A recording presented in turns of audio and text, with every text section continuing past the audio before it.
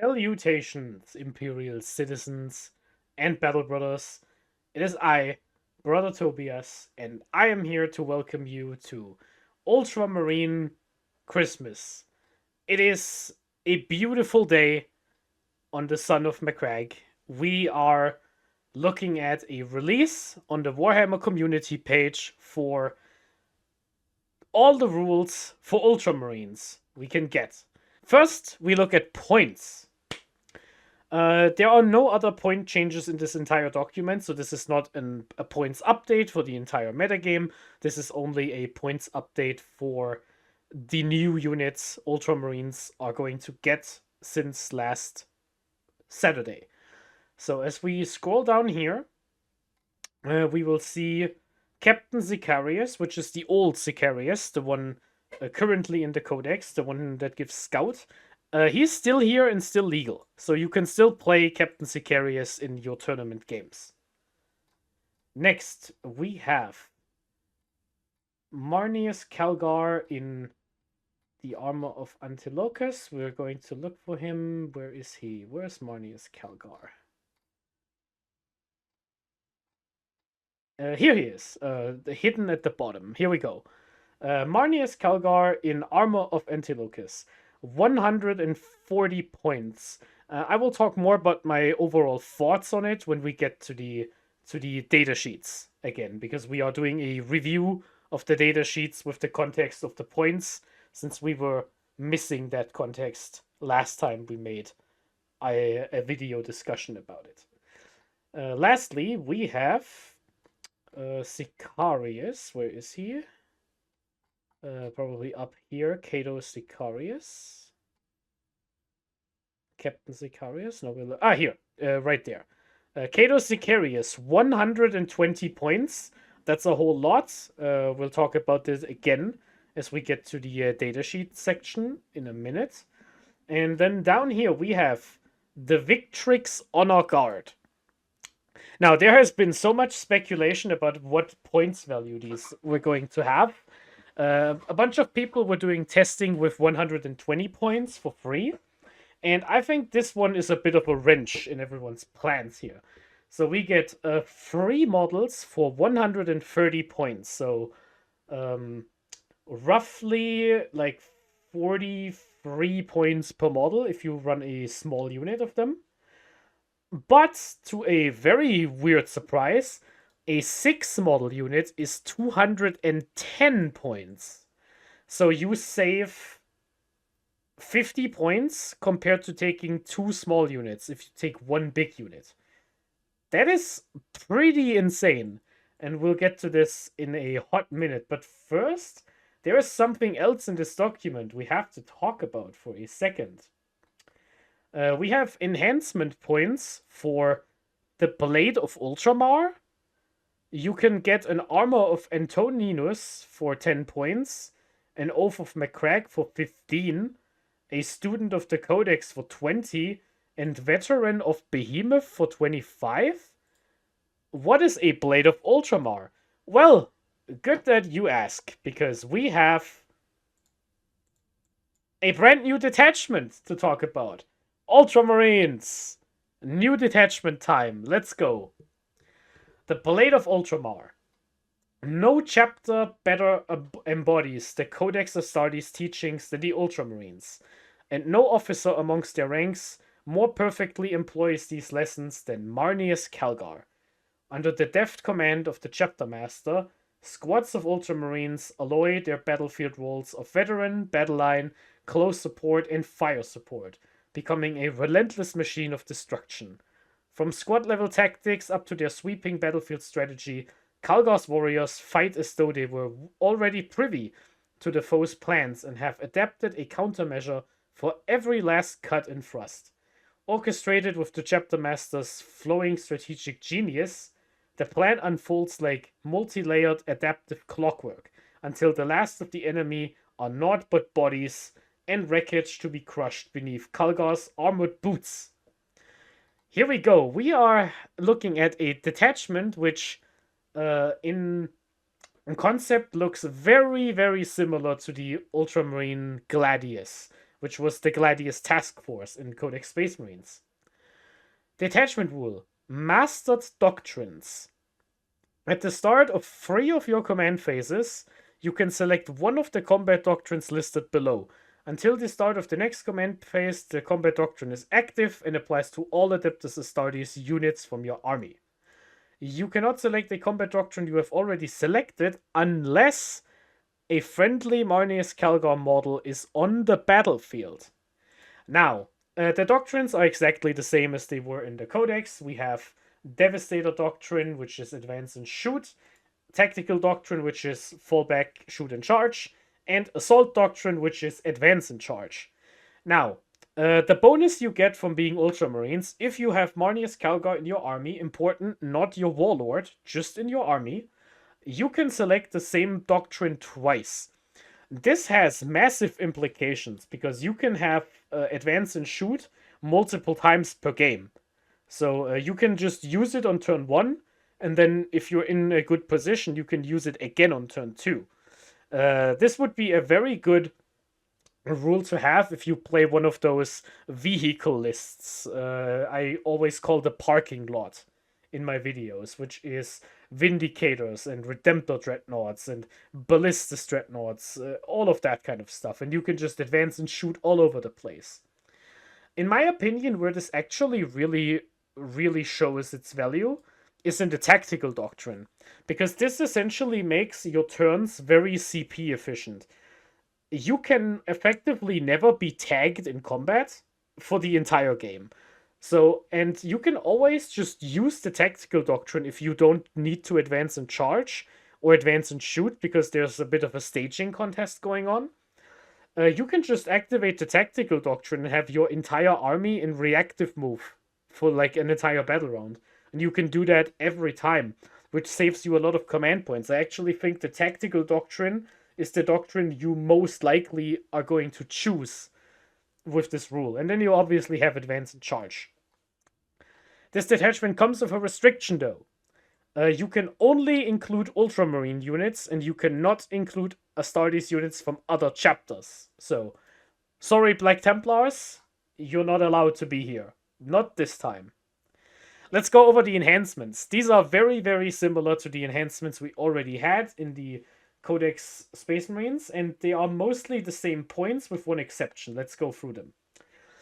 The Armor of Antoninus. 2-up save, 5-up feel no pain. This is the same as Artificer Armor. If you've been a fan of the tier list, you know this goes on a Gravis captain who becomes notoriously annoying to kill because of the half damage. Very good. Oath of Macragge. This goes on an Astartes model. +1 attack and strength of melee weapons. And if the Assault Doctrine is active, +2 attack and strength instead. This is obviously really good. This is the Honor Vehement. You put this on a captain, and then you pop the Finest Hour, and then you have 9 attacks with strength 10. You get the reroll wounds from Stern Guard, and then you do the devastating wounds with the Oath and stuff. It's a good time. It's a really good time. Let's go to Veteran of Behemoth first before we talk about the other one. This is basically Fire Discipline. The Adeptus Astartes model gets sustained hits 1 while leading a unit, and while the Devastator Doctrine is active, you can reroll advance rolls for the unit. This obviously isn't as good as it once used to be years ago with the 5-up crits. The big value you can see here is a bunch of the Discord members really like putting a Librarian with this in a Stern Guard squad to give them sustained hits for the shooting. And I also think if you run a big unit with Marneus Calgar, you can attach an Apothecary Biologist to get the lethal sustained, and then you can reroll the advance roll, and you can use that for your advance and charge, because Marneus Calgar already has advance and charge. So that is a way to make Calgar a bit more consistent, just by like proxy, but overall I haven't been using the Fire Discipline much.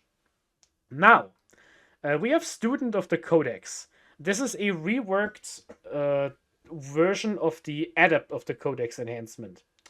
At the start of your command phase, if the bearer is on the battlefield, it can use this enhancement. So in any command phase, just on the board. If you do, until the start of the command phase, the tactical doctrine is active instead of any other doctrine, or if there is no other doctrine. Previously, this was a lot worse. Previously, this was 40 points. This one is 20 points, and it is just better. Next, this one can go on any model, not only a captain. So if you have something you want to reactive move or fall back with, something like a Judiciar maybe, this is a really good enhancement for that. And furthermore, Adapt of the Codex from the Codex was, if I remember correctly, you only got the effect if you didn't activate a doctrine this turn. So you were in tactical unless another doctrine was active. This one changes it to instead. So you can have one unit spend the entire game in tactical doctrine with this version of the enhancement, which means this is just better. So this one you might actually see at some point instead of the 40-point one you never took. Let's go to the stratagems. 5 of these are exactly the same. 1 was replaced, and we will talk about that. First, Armor of Contempt. We all know it. For 1 activation, you worsen the attack of the shooter or attacker in combat by 1. Same old, same old. Tactical Foresight. This one is new.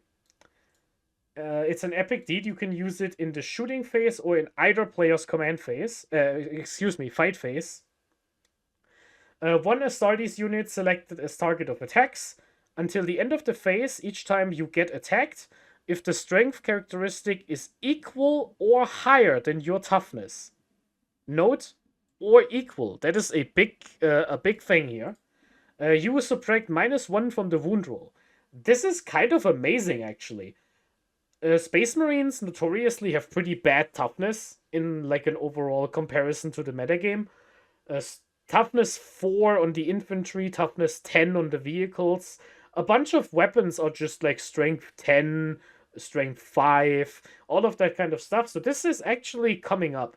This is better than Armor of Contempt in a lot of cases because this lasts the entire phase and not just 1 activation. Pretty good. Courage and Honor. It's the fight phase. It's Honor the Chapter. You get Lance, and if the Assault Doctrine is active, you also get +1 AP. No changes here. Ultramarine Adaptivity. In your command phase, select 1 Adeptus Astartes unit from your army. Doesn't have to be on the battlefield. Select 1 Doctrine, and until the start of the next phase, this Doctrine is now active, instead of the one that is active this turn. So yeah, this is the same as Squad Tactics, which allows you to have a doctrine active even if you already used it before. Or to have a different doctrine active from the one you want to use this turn. Exemplary Vigilance. In the shooting phase, 1 unit that hasn't shot yet. Your weapons have Ignore Cover, and if the Devastator Doctrine is active, +1 AP. This is just Storm of Fire, basically. And last but not least, Practical Tactics. In your opponent's movement phase, after a unit ends a normal, advance, or fallback move within 9 inches of one of your infantry or mounted units, you make a D6-inch reactive move or a flat 6 if the Tactical Doctrine is active. This is the same as Adaptive Strategy, or did I just get it confused? I think this one is Squad Tactics and this one is Adaptive Strategy. Yeah, excuse me if I got that incorrect, but yeah. So these 5 strats are the same, and we now have a -1 to wound stratagem, which works in combat and shooting for 1 CP. What did we lose? We lost only in Death Does Do the End, which is the 2 command point Fight on Death. This is actually a pretty interesting question, because the Fight on Death stratagem is really good. That stratagem basically means whenever you fail your revive on the Gilliman, because you always do, you at least get to swing back with 14 sweep attacks into whatever just got into you. So that part is a bit of a shame, and it is a good stratagem. That said, I think this is overall a better stratagem, and the reason why is because we don't have as many command points anymore as we used to. Because of the Calgar and the free strat nerf, I think it is a bit more difficult to have 2 CP up at any given time than it is to have 1 CP up.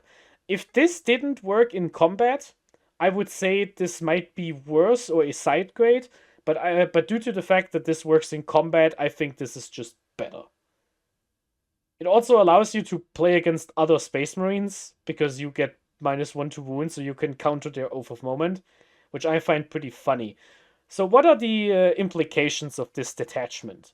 The Ultramarine Blade of Ultramar detachment is a better Gladius in basically every point.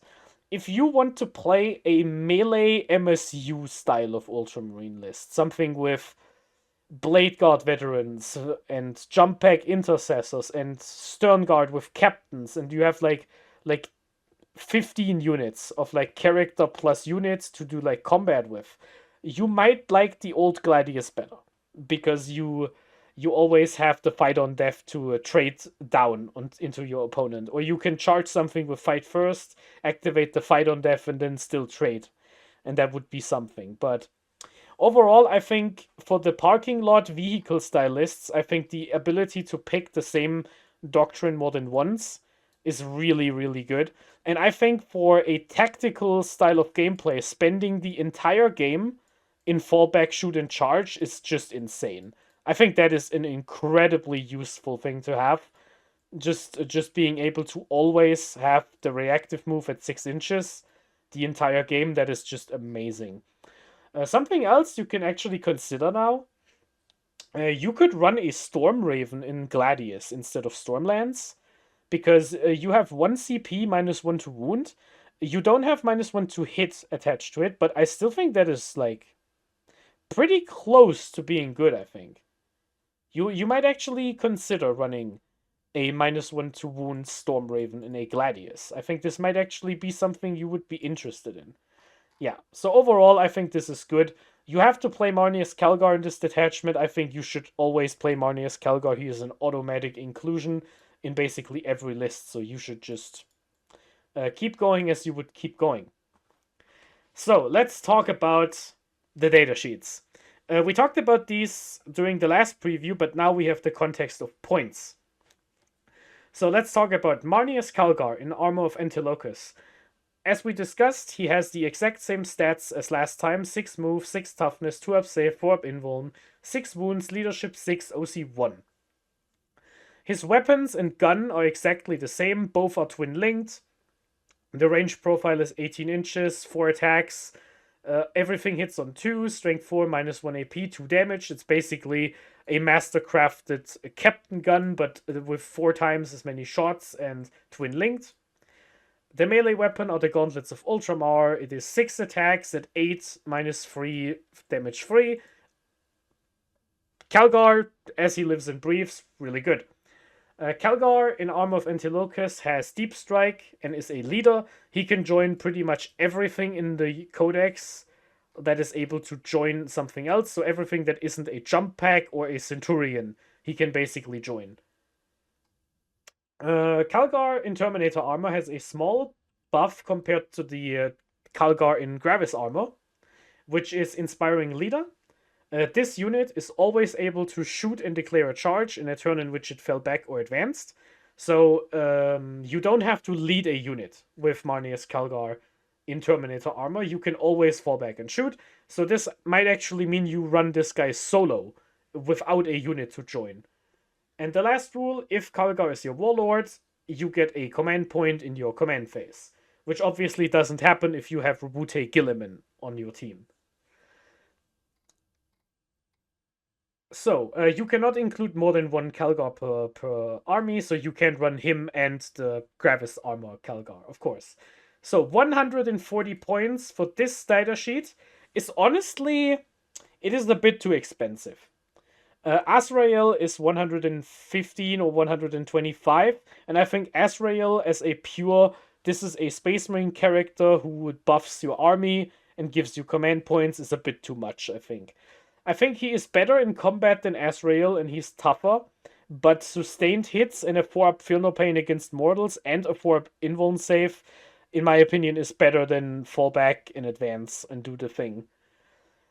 I think Gravis Calgar is just a better datasheet than Terminator Calgar because you get the 2 Victrix bodyguards and the 4-up Feel No Pain, which is just like you have 10 extra attacks at 522 and you have 6 extra wounds, and then you also have the Feel No Pain, which is also 6 extra wounds. It is an unflattering comparison, sadly. So I don't think in Calgar and Terminator armor will see much play. Now, something I do want to point out is you can do this in Terminator armor. As the Ultramarine fans on the Discord already know, I figured this out. Calgar has the Terminator keyword. So if you play First Company Task Force, you can attach Calgar to a unit of Stern Guard, Eradicators, or Aggressors, and then use the stratagem site-to-site teleportation, or whatever it's called, which lets a Terminator unit basically up-down. You can take it off the board and bring it back from reserve. That means you can, in First Company, you can spend 1 CP to reposition Calgar's unit, because the unit enters back with the Deep Strike keyword. It says nowhere on the stratagem the unit has to have the Deep Strike keyword, it just uses the Deep Strike rule to come back.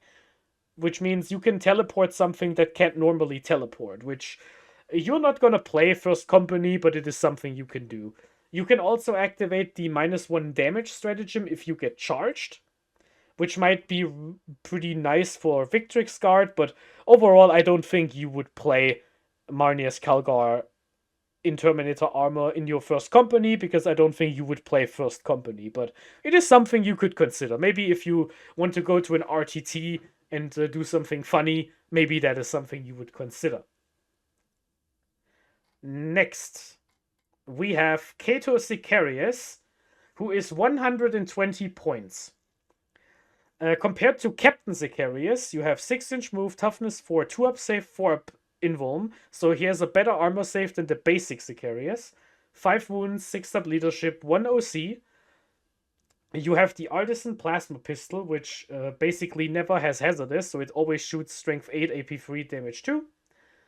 You have the Telesarian Combat Blade, which is either 4 attacks with death wounds at hits on 2s, 6, strength 6, -3, damage 3. You have the Sweep Attack, which is sustained hits 1 with 9 attacks on strength 5, AP 2, damage 1. And you have the Coup de Grace, which is Precision, 6 attacks with strength 5, -2, damage 2. Which is basically the old profile he used to have, only the old profile had lethal hits instead of precision. Now, this guy has the following rules. He can only lead Victrix Guard, and he can lead a Victrix Guard unit even if Marnius Calgar is already attached to it. I think that means you could theoretically build a unit with both him, Calgar, and a lieutenant. No, I don't think lieutenants can join Victrix Guard, so it would be him, Calgar, and the Victrix Guard. So 1 big brick of stuff. The rules he gets are the following. Once per turn, when an enemy unit ends a normal advance or fallback move within 9 inches of Sicarius' unit, if the unit is not within engagement range, you can make a normal move of 6 inches. So you get a flat 6 reactive move with Sicarius. Second rule, you can target Sicarius with Heroic Intervention for 0 CP, even if you already used it somewhere else, which is just more command point efficiency. So, the original Sicarius gives you Scout instead of the free Heroic, Scout and Assault, and the reactive move is worse. The reactive move on Sicarius from the Codex is only within 9 inches of the Sicarius model, so you can actually play around it a bit more with by being within 9 inches of the unit, but not within 9 inches of the Sicarius model. So you can sidestep the reactive move. So this is actually a pretty big upgrade, in my opinion. You would think this doesn't come up, but if someone knows, they know. Losing Scout is a pretty bad thing, and I think 35 points more, because you go from 85 to 120, is a pretty big deal. But I want to break a lance for Sicarius here, because Sicarius is a damage-free Space Marine melee model. I know it's only 4 attacks on the profile, but Space Marines don't have much damage-free it is basically only Calgar and Assault Centurions. So I think Sicarius might actually be worth taking just because it's a damage-free melee attack. Usually, you can always just take the 6 attacks to help your Victrix Guard with their generic swings, but I think having damage-free melee is something you shouldn't underestimate, because it's just something so rare in the Space Marine Codex. My gut feeling tells me 120 points is too much. Also, you can also just play the old Sicarius in the Victrix Guard units, but I do think this is at least a consideration to run Sicarius. I'm not sure I would put him with Calgar in the same unit, because at that point we're building a really big unit. So unless you only want to play one Victrix Guard unit, that might not actually be something that is worthwhile doing. Now, we have talked about it a lot, and we have indicated there might be a problem. So let's get to the problem, shall we? The Victrix Honor Guard. Alright, we are looking at a unit of 3 to 6 models. They have movement 6, toughness 4, 2 up save, 4 wounds, 6 up leadership, and OC 2. Every model has a mastercrafted bolt carbine, which is basically just a custodian spear. It has 24-inch range, 2 shots, hits on 2, strength 4, AP 1, damage 2. And in melee, they have a mastercrafted power weapon, which is a 5 attack, hits on 2s, strength 5, AP 2, damage 2. Victrix Honor Guard always has -1 to be wounded if they have a captain or chapter master with them. And this means not against highest toughness or higher strength, always -1 to wound. So if you shoot with strength 3 at company heroes, you wound on 6s. If you shoot with strength 4, you wound on 5s. If you shoot on strength 4 with +1 to wound, and you activate the stratagem, you are still wounding on 5s. Something like that. Furthermore, they have another rule. In your opponent's shooting phase, each time an enemy unit has shot, if any models from this unit were destroyed as a result of those attacks, this unit can make a surge move. To do so, roll 1d6. Models in this unit move a number of inches up to the result, but this unit must end that move as close as possible to the closest enemy unit, excluding aircraft. When doing so, those models can be moved within engagement range, and it cannot make a surge move while it is battle shocked or already one inch of an enemy unit, and you can only make one surge move per phase. So basically, you get a blood surge on your Victrix Guard if you get shot and lose one Guardian. This is really, really strong because of the flat 6 reactive move you have access to in Stormlands, the Tactical Doctrine, or with Sicarius. If you are camping on an objective and your opponent is approaching onto the objective, you are always in blood surge range. And then you just reactive move right in front of them, which means you basically always get to surge in if they try to shoot you. And hopefully they don't have good melee, so you can just stand back and wait for it. But yeah, this is kind of nuts. And if that wasn't enough, you have an option as an Ultramarine here. One of your Victrix Guard units can include the Chapter Champion and the Chapter Ancient. So those are epic hero models, so you can only have one of these per army. So if you ran 3 units of Victrix Guard, you can only have 1 Champion and 1 Ancient. The Ancient says once per battle at the beginning of the fight phase, if the bearer is alive, you can use the ability. And until the end of the phase, you have +1 strength and attacks for all your melee weapons. This applies to your leaders. So if you have Calgar in this unit, you get +1 attack on all of the Victrix Guard and on Calgar himself. +1 strength too. So Calgar goes to strength 9, all the Victrix go to strength 6, and that is a bit insane. Second, the Chapter Champion trades his Bolt Carbine for the Blades of Honor, which means you get 6 attacks instead of 5 at the same profile, 5 to 2, but you get precision and twin linked. That is honestly a very good profile. As I talked about in another video, the precision on the sergeant always came up when I played with company heroes, because if you do the math, Marnius Calgar with epic challenge should always do enough challenge to kill a crypto thrall, excuse me, a technomancer out of a wraith unit. You have AP 3, so it doesn't have a save. You have damage 3, and it only has a 4-up feel no pain from the techno thralls or whatever they're called, the crypto thralls. So if you have 5 attacks, you hit all 5, you wound all 5 because of all the rerolls.